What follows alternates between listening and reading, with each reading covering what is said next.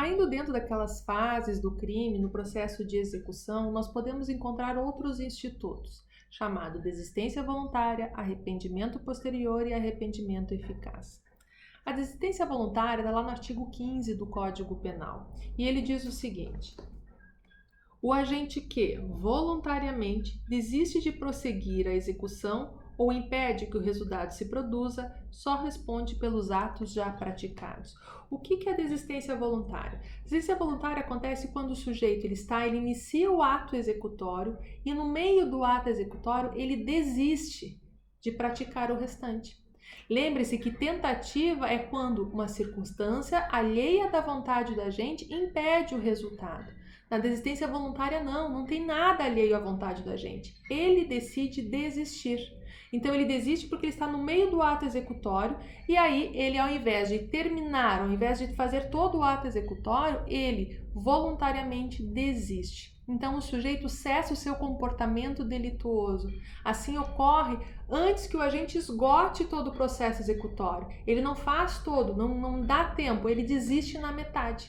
Não é por circunstâncias alheias, mas porque ele decidiu. E nesses casos, ele só responde por aquilo que ele fez, não pela intenção que ele tinha, mas somente por aquilo que ele fez. Então, vamos supor que um sujeito que decide furtar um aparelho de som de um carro, certo? Ele vem, quebra o vidro do carro, está pegando o aparelho de som, olha o aparelho de som, diz: vou desistir, não quero mais esse aparelho de som, e sai do carro sem furtar o aparelho de som, ele desistiu voluntariamente. Não foi nada que o impediu de trazer esse som consigo, ele desistiu voluntariamente. Então ele só vai responder pelo aquilo que ele fez. O que ele fez de crime nesse momento? Foi tentativa de furto? Não, porque ele desistiu. Seria tentativa se chegasse a polícia, se o alarme tocasse, ou seja, uma circunstância alheia da vontade dele o impediu de seguir com a execução. Agora não. Agora ele desistiu voluntariamente. Então ele vai responder pelo quê? Somente pelo vidro quebrado. E se ele abrir a porta do carro, o carro estava destrancado, foi lá, tirou o aparelho de som, estava tirando, decidiu desistir desse ato, deixou lá o aparelho de som e saiu do carro, ele não responde por absolutamente nada, porque ele desistiu de fazer, ele só responde pelo que ele fez. E o que ele fez? Ele tentou? Não, tentativa é circunstâncias alheias à vontade que impedem o resultado. Aqui ele desistiu. Então nós temos o Instituto da Desistência Voluntária. E quer ver um exemplo bastante interessante, curioso? Vamos supor que o João está com uma arma carregada, tem todos os projéteis dentro da arma e ele quer matar a Maria. Ele vai lá e desfere um tiro no braço da Maria. A Maria cai no chão, está lá parada, ele mira na cabeça dela. Só que ele olha para ela e desiste, vai embora. João responde pelo quê? Vamos nos perguntar. Por tentativa de homicídio, o que é a tentativa que nós já vimos?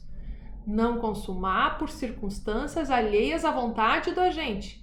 Houve alguma circunstância alheia da vontade do João que impediu o resultado? Não. Ele desistiu. Então, o que ele vai vir a responder criminalmente? Por lesão corporal, porque ele vai responder somente por aquilo que ele fez. E o que ele fez? Lesionou o braço da Maria. Ele não tentou matar porque tentativa é quando a pessoa não consuma por circunstâncias alheias à vontade. João não consumou porque ele não quis, porque ele desistiu. Então, nós temos o Instituto da Desistência Voluntária. Olha que instituto interessante, olha que tese de defesa interessante que nós temos dentro dos processos. Quando a pessoa desiste voluntariamente de cessar ou de fazer todo o ato executório. Ela rompe, certo? Ocorre somente antes de esgotar todo o processo de executório, porque ela tem que desistir voluntariamente, certo? Então, nós temos o primeiro instituto, que é a desistência voluntária. Nós vamos encontrar também o arrependimento eficaz. Como é que se dá e como é que é esse arrependimento eficaz? O arrependimento eficaz, a gente se arrepende daquilo que fez. A gente desiste quando está fazendo. A gente se arrepende do que fez. Então, o arrependimento eficaz, tendo já feito todo o ato executório, ou seja, tendo exaurido todo o ato executório, eu devolvo a coisa na íntegra para evitar o resultado. Ou seja, eu faço uma atividade nova para devolver aquela situação. Então, é um arrependimento, ele é eficaz por quê? Porque eu devolvo na íntegra, porque eu não leso. Então, vamos supor que o som do carro, eu abro a porta, eu retiro o som. Logo em seguida que eu retirei, fiz todo o ato executório, já do lado de fora do carro, eu olho o som e digo, não quero, me arrependi, vou devolver. Entro no carro novamente e instalo o som. Ou seja, eu fiz uma nova ação que impede o resultado. Eu vou responder pelo quê? Por aquilo que eu fiz. E o que eu fiz? Eu tentei roubar. Tentativa. Tentativa quando não se consuma por circunstâncias alheias à vontade. Agora, eu não consumei por quê? Porque eu me arrependi. Então, nesse caso, por nada. Quero furtar um carro. Pego o carro do Joãozinho, saio dirigindo, não gostei, me arrependi, quero devolver. Minha advogada diz que existe o arrependimento eficaz. Devolvo, manobro da vaga, tiro do meu bolso uma garrafa PET com combustível, coloco no carro, não restituí a coisa na íntegra, não está totalmente na íntegra no lugar de onde é que eu tirei, ou seja, houve o arrependimento eficaz. E eu vou responder por quê? Por passear com o carro?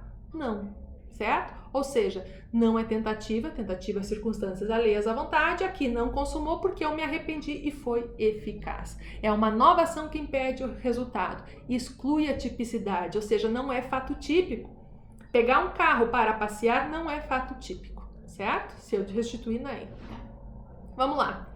E o terceiro é o arrependimento posterior. O arrependimento posterior está previsto lá no artigo 16 do Código Penal. É um pouquinho diferente do arrependimento eficaz. Vamos ver o que diz o arrependimento posterior. Diz o seguinte: nos crimes cometidos sem violência ou grave ameaça, que é importantíssimo, nos crimes cometidos sem violência ou grave ameaça à pessoa, reparado o dano ou restituído a coisa até o recebimento da denúncia ou queixa, por ato voluntário do agente, a pena será reduzida de 1 a 2/3. Uma diminuição de pena também, igual a tentativa. Manda eu diminuir lá na dosimetria da pena. Mas o que é esse arrependimento posterior? Vamos lá. Aqui no arrependimento posterior, eu faço todo o ato executório, certo? Mas depois de fazer, não é logo após arrependimento eficaz. Depois de eu fazer todo o ato executório, eu posso vir a me arrepender. Então, posteriormente de fazer o ato executório, eu me arrependo. E esse arrependimento tem que acontecer antes do recebimento da denúncia ou da queixa. O que acontece? Quando a gente responde um processo, a gente vai fazer, ou melhor, quando responde criminalmente por um crime, primeiro tem um inquérito policial que vai vir a investigar. Desse inquérito vai ser encaminhado, então a polícia encaminha lá para o Ministério Público. O Ministério Público, através do promotor, vai analisar e ver se é caso de denunciar e abrir-se um processo. Nesse caso, eu tenho que me arrepender e restituir a coisa na íntegra antes do promotor denunciar e o juiz aceitar e virar processo. Tem que ser ainda na fase de inquérito policial ou na fase em que o promotor está pensando se é caso de abrir processo ou não.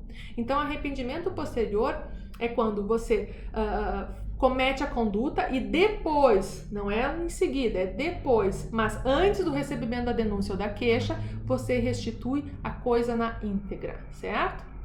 Por vontade própria, né? Não pode ser nenhuma forma de indução. Obviamente que você sabendo que isso é uma diminuição de pena, ou você tendo um bom advogado, como vocês serão, vocês vão vir a alertar o cliente de vocês que esse é um instituto que vai fazer a pena dele baixa. Então vamos pensar no nosso exemplo. O Joãozinho pegou o som do carro, levou para casa. No entanto, ele olhou o som e disse, mas eu não queria pagar uma pena muito alta por esse som nem é bom. O que eu vou fazer? Eu vou ver a quantas anda a investigação do meu caso. O juiz ainda não recebeu a denúncia, ou seja, o Ministério Público não fez a denúncia, o juiz não recebeu, não iniciou o processo ainda, a polícia está ainda investigando. Então eu vou lá restituir a coisa na íntegra e então, no momento da dosimetria da pena, eu vou ser processada por o crime de furto? Vou responder processo? Vou, mas vai constar lá no processo que eu me arrependi e devolvi. E em função dessa minha atitude, o artigo 16 diz que o juiz deve diminuir a pena. O juiz deve diminuir a pena em quanto? Em 1 a 2/3, em função dessa minha atitude, que foi voluntária e que foi antes do recebimento da denúncia ou da queixa. Mas lembrem, não pode ter violência ou grave ameaça, porque se houve violência ou grave ameaça, se for um crime de roubo, por exemplo, não cabe o arrependimento posterior. Só cabe nos crimes que não têm violência ou grave ameaça, sabe? Certo? Então, Se eu quebrar um vidro, furtar alguma coisa, eu vou responder por dano e vou responder por furto. Mas o crime de furto vai ter uma diminuição de pena. Aí nós temos o arrependimento posterior. Por fim, nós vamos falar do crime impossível, que está lá previsto no artigo 17 do Código Penal. O que diz o artigo 17? Diz o seguinte: não se pune a tentativa quando, por ineficácia absoluta do meio ou por absoluta impropriedade do objeto, é impossível consumar o crime. Ou seja, a pessoa tem a intenção, não consumou por circunstâncias alheias à sua vontade, mas essa circunstância alheia da vontade é porque o meio utilizado é ineficaz. Então não se pune nem a título de tentativa. Então quando a gente fala de crime impossível, nós vamos falar do crime impossível, diz o seguinte: o crime ele pode vir a ser impossível, e nós tratamos o nexo de causalidade, o crime impossível, lembram? Nós falamos que pode ser por ineficácia absoluta do meio, ou seja, a pessoa já está morta, né? Um aborto de uma mulher que não está grávida, uma mulher que acha que está com uma gravidez psicológica, vai lá no médico e tenta abortar, ou toma um remédio abortivo e tenta abortar, nem a tentativa é punível por absolutamente ineficácia do meio. Não é impossível cometer esse crime, porque o meio é impossível. Então, esses são crimes impossíveis. Ou por impropriedade absoluta do objeto, ou seja, a natureza é absolutamente incapaz de produzir o evento. Como, por exemplo, eu vou tentar praticar o crime de estelionato passando dinheiro falso, só que esse dinheiro falso é o dinheiro do banco imobiliário.